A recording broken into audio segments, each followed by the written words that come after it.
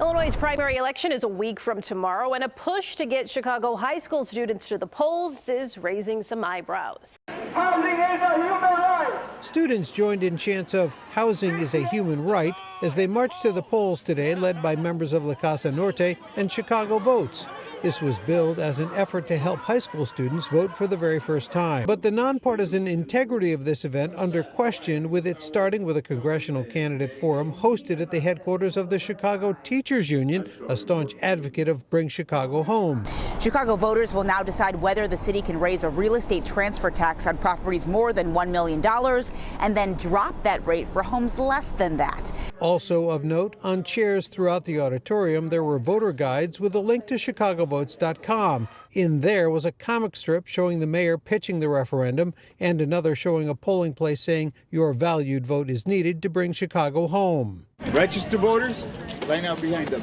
It was an issue teachers had talked to students about in the classroom before this event. The idea of marching students to the polls and have a celebration of voting is a good, positive idea. Yet former UIC political science professor Dick Simpson says CTU is teetering on the line too. In a letter, the union talks about how it's teaming up with Chicago Votes.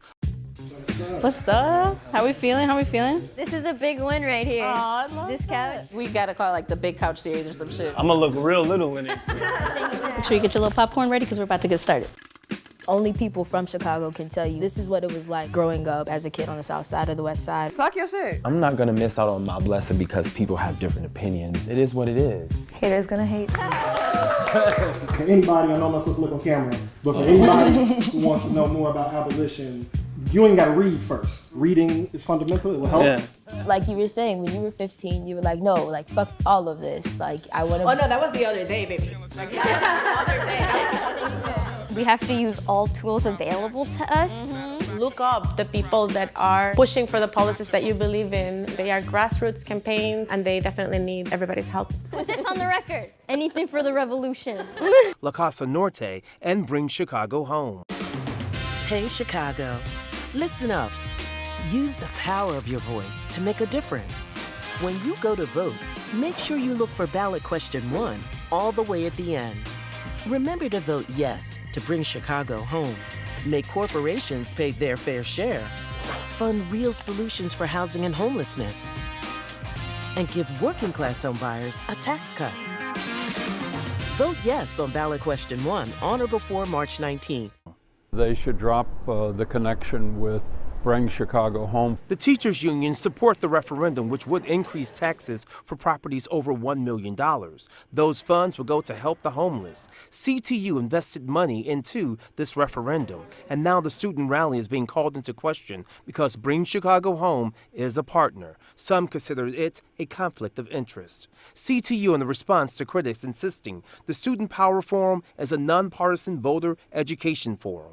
We passed a state law saying now that you have to have civics classes for the first time as a state mandate. But Simpson says if Bring Chicago Home remains a partner, there's one thing that must be done. They should simply not have any speakers or promotion of the referendum as part of the program. Just over a year ago in the race for mayor, CTU criticized then-Mayor Lori Lightfoot's campaign when it asked teachers to get students to volunteer for Lightfoot for student credit. The union's headline read, "Lightfoot shakes down CTU members for student campaign support, an appalling failure of ethics again." Now the union is under fire for possible ethics violation. I think they may well get a statement from the Inspector General that for future reference this should not happen. Now, the Illinois Policy Institute is calling for the Inspector General to investigate and look into what CTU is doing. Yet tonight, CTU says Friday's rally is simply nonpartisan. Sure. But at some CPS schools, teachers were doing more than just educating students about Bring Chicago Home. They help with like the homelessness on the streets and stuff and make housing more affordable. Did your teachers encourage you to vote for it?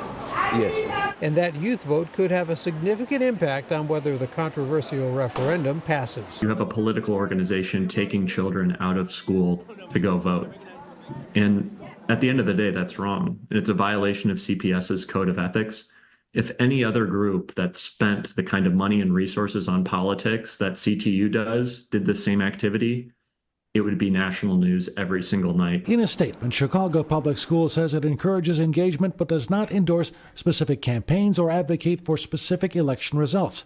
It says CPS has shared with CTU its concerns that the March 15th event be nonpartisan and comply with its ethics policies.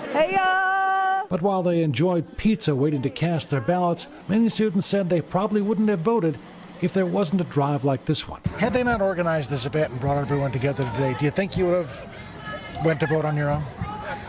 Probably not.